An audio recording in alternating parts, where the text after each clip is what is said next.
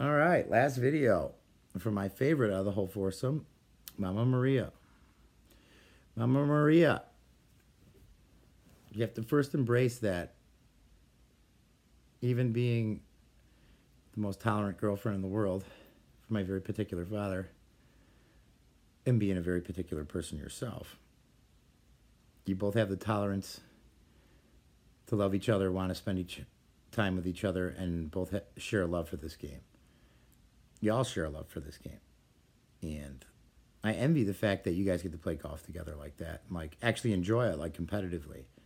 And I know how you are an asset at times, and then at other times when you're off, like you're not. It's cool that you're the wild card and everything, but like you really could be with the advantage and learning the same physical things to hit the ball correctly.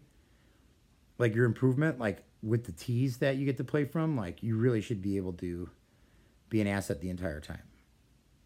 Okay. And that's because I've seen you hit a driver. Like you have great, how do you say it? Like, you have great mechanics when it comes to golf. The only part that's ever missing, because your mechanics are always there, is like the solidness of learning how to set up to the ball. Like you're another person who will do this and want to get comfortable first because you're worried about being comfortable. You know what I mean? Instead of like measuring the wood. You'll take some guesses, and then when they're wrong, you'll say, oh, they're wrong. You're another one who's got to do this. Get the club away parallel, okay? And then hinge up and hit down. But you really, I don't care if you have to go, like I taught my mom this. She could never hit anything. The best lesson she ever got out of all the lessons she's paid for. She said I gave her, but I told her, I said, you could spend $100 a lesson, or you could spend $1 on a lesson.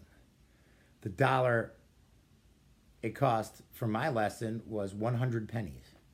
I took 100 pennies and I put one in front of the golf ball. Every time. She had to hit the penny, not the golf ball. You actually have good mechanics to come down and compress the ball, which is why you hit it hard off the tee, but sometimes you'll miss. But you hit the 3-wood and the 5-wood more consistently than anyone else because you hit it more than anyone else. Your biggest problem is chipping around the greens. Like you'll settle for a chip just to get on the green. And that's just because you're setting up behind the ball. Put the club in front of the ball. Open your feet, get ready to hit like you're going to hit the ground, and then put it behind the ball, and then chip. And that's it. Don't be scared to hit the ball when you are pitching the ball, like from 30 yards. That's what I get too. I get scared to hit the ball. Like you have to commit and put the spin on the ball, what makes it stop. When you don't commit, you let off a little bit, you'll hit the ball the right distance, but it will release and roll past, and you have long putts and like, here's the secret, just because I love you the most, right? Is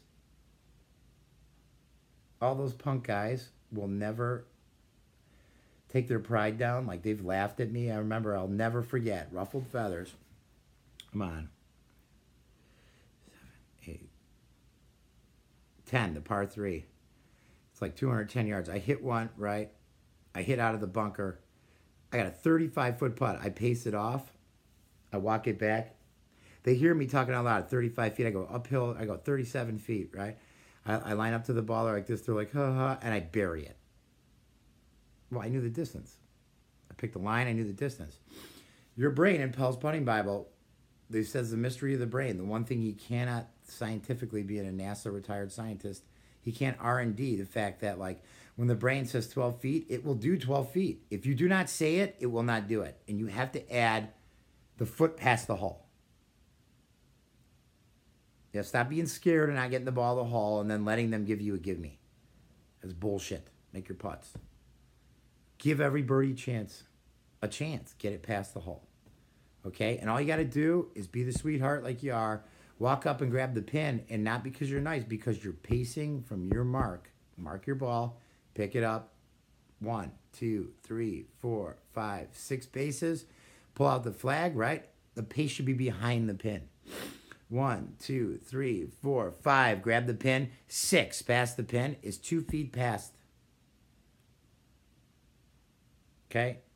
6 paces. It's about 18 feet. It's about 3 feet per each pace. Steve might be 3.5 feet. Bruce might be 2.5 feet. Dad is 3 feet. He's 6 feet tall. Okay, if you're shorter, it might be a little bit less. Maybe it's 2.5 feet. Okay?